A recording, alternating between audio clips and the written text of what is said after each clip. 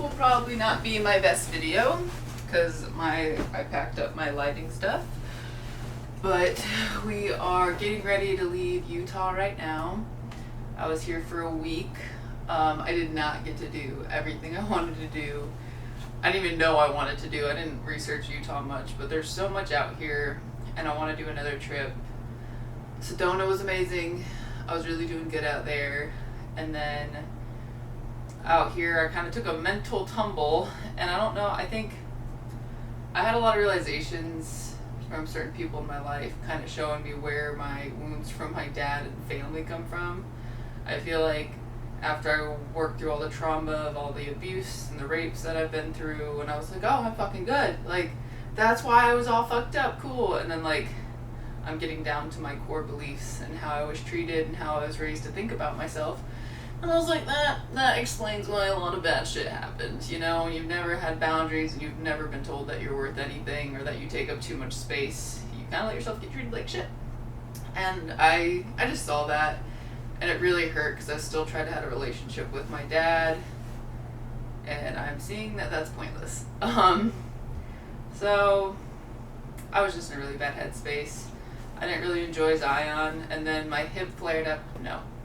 My hip flared up on one of the hikes. And I've just been pretty much limping ever since. I went and had it work done yesterday. And I think it's doing a little bit better.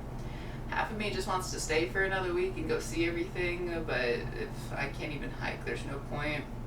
So we're going to go back to Colorado and start working on the house, get ready to start my new job, and then hopefully next year I can come out for like a whole month and go do the Big Five and see everything I want to see and maybe work through all this stuff because I really have not been in a good spot mentally. I really think it's just because I realized I guess things just got triggered with like what I want in relationships and how I've acted in relationships. I feel like I never really loved someone from like an altruistic or wholesome place. There's two people that I just think of that I undeniably loved with all of me, but it was scary and confusing because I really didn't know what that was. But when I like started relationships with other people or started talking to them and thought I loved them, I realized that they were kind of like filling a spot, filling a wound, and it was a type of love, but not the kind of love I would want someone to love me with. And so that's made me feel really guilty and like a shitty person. Like I never went out of my way to hurt someone. It's just realizing where that stuff comes from. I don't like it. I don't want to be someone that does false things or loves someone in a wrong way, I guess. I'm still completely committed to myself. I promised myself I wouldn't date anyone for a year and that I would really figure out my own shit and what I truly want out of life. But it's still like I know eventually I want a relationship. I don't want to be alone forever. I mean, if I am alone forever, cool, whatever. But I don't want the reason for that to be because I didn't work on my own demons. I also just realized that I can lift that camera up higher. I was really struggling with the angle. I'm so dumb. Sorry, I won't talk back to myself. What else? Oh, things I did figure out. I want to see the world. I was thinking a lot about my inner child, and that's what brought up the stuff about my dad and family. But I was like, growing up, I wanted to travel, I wanted to take care of people, and I wanted to be left alone with my animals outside. We're doing one of those. And I'm about to start a nursing job, so check. And now I just have to plan trips to see the world. And I always wanted to do that. I always wanted to see everything I could. So I'm going to do this ICU job for 1 or 2 years, get the experience, and then either travel nurse or do some remote job where I can just travel for like a year straight. I want to see the whole U.S. I want to travel out of country. And I want to look into a lot of alternative modalities for treating depression. Because, I mean, okay, that's what I want to talk about. Going into the, like, thinking about my childhood and what I truly wanted and what I still align with is that. And then I've also realized I do want to travel.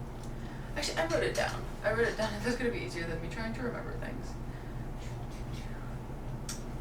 All I want to do in life is travel, hunt, fight sports, train my dog, and sit on beaches. I love MMA. I love jiu-jitsu. I love yoga. I love weightlifting. I love rock climbing. I really want to hunt big game, and I want to travel. But like, it's been fun to go to national parks because obviously they're beautiful. but I want to learn how to like backpack in the backcountry and go camp and like go out for 3 days and go somewhere where there isn't anyone else and where I can just see nature for what it is. So that's what I'm working on. I have a friend in Colorado that I actually enlisted with that's helping me learn what gear and what to do out there. So that's happening. It's super awesome. I definitely want to sit on beaches because going to Wilmington this past summer was probably the happiest I've been. It was amazing. So I definitely want to do a lot more of that in my life.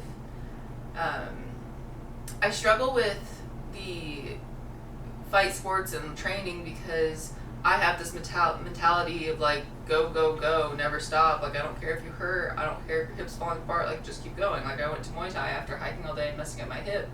And it was for a mental thing because I was like, I just need to go hit something. But I also am like, okay, do I just keep pushing myself? And that's what I've done my whole life and haven't got the results I wanted and constantly was in pain and created hypothyroidism, I think. I don't really know where that comes from. Just all this bullshit. And I'm like, or do I listen to my body and really do what it wants? Do I take more rest days? Do I only train for an hour a day instead of 4? It's really hard because I go back and forth and it's like there's no consistency. I'm either going hard as fuck for a week or I'm laid out on my ass and can't do anything. And I'm like, well, you can only train as hard as you rest. Like that's what I've been telling myself. Or I guess that's what I discovered, and I started doing that, and I have leaned out. And by leaned out, I really think I've only just lost inflammation. And then the past few days, I was like hiking 10 miles a day and trying to go do fight sports and taking her for walks. And mentally I just crash. I look at myself and I don't like what I see, and then I compare it to pictures I took a few days ago and I'm like, I look exactly the same. Why do I hate myself suddenly? I get exhausted. It's weird. I don't know. I'm gonna go back. I want to work with an integrative healthcare professional. I want to work on my hip and maybe see if I have some mineral deficiencies because I'm constantly craving magnesium and vitamin C. So there might be a key to it there. I know high levels of cortisol can deplete a lot of nutrients, and I've always had a lot of high levels of cortisol. I've been working on meditation and staying true with that. There's just so many things that I'm starting to see that I'm like, oh, okay, this could be the key, this could be the key. It's just hard to stay consistent when I'm traveling.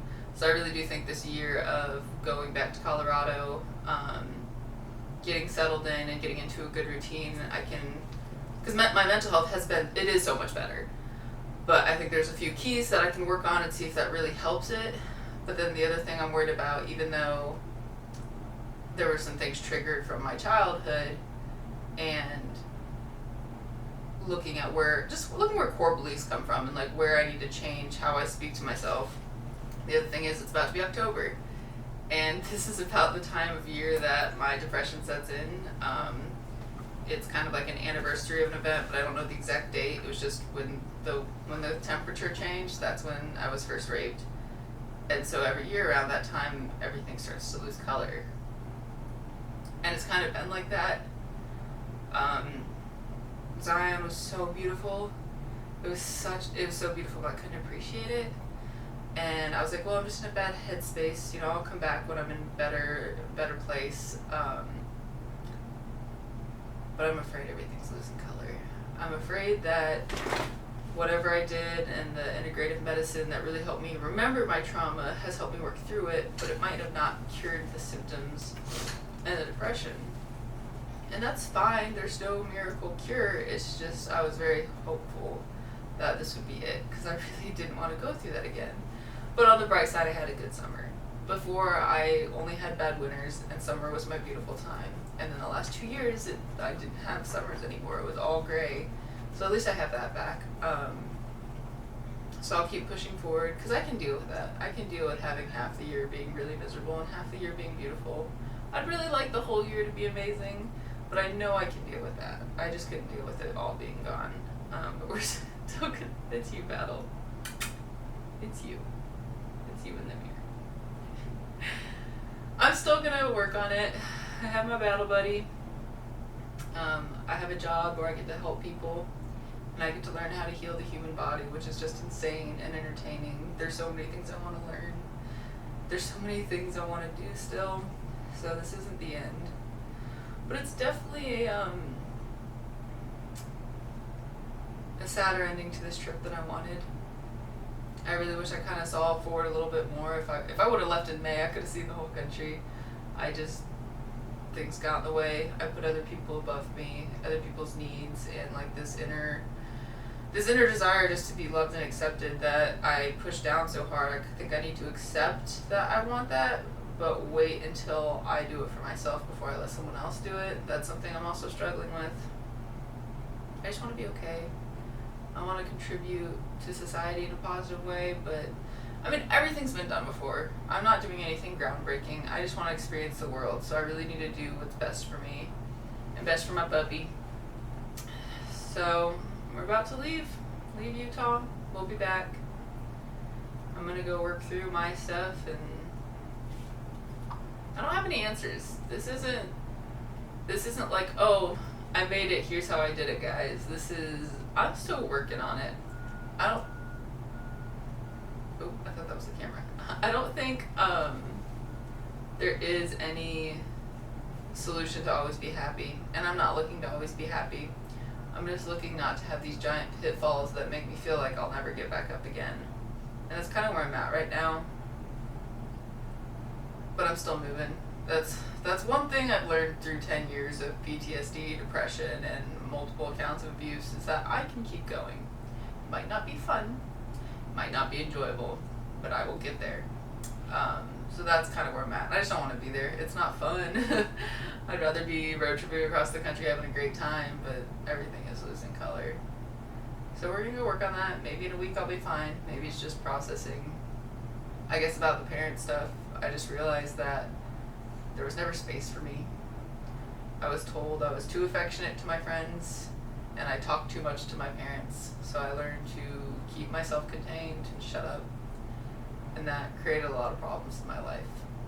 And it's not that I want to take up a lot of space, I just want to feel like I'm allowed to be somewhere. I'm allowed to be with people, and it's not wrong. And when I think about what was taught to me, or what was told to me as a child, how I was spoken to, and how I was treated, I was like, it might not have been those words verbatim, but that was the message I got.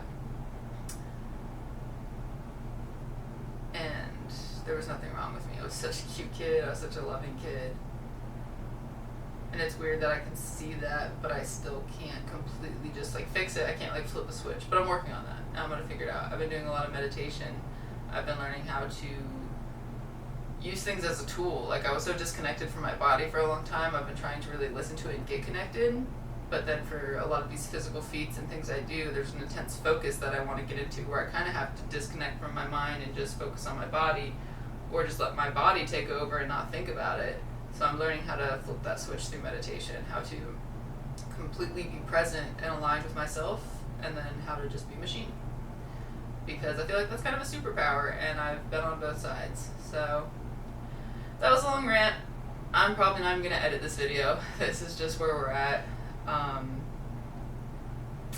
a 10-hour drive to Colorado. Battle's giving me the snake eye. Come here. And we're about to start another journey. We're about to go on another journey. What do you think? We're definitely coming back to Utah. Definitely. It's so beautiful here.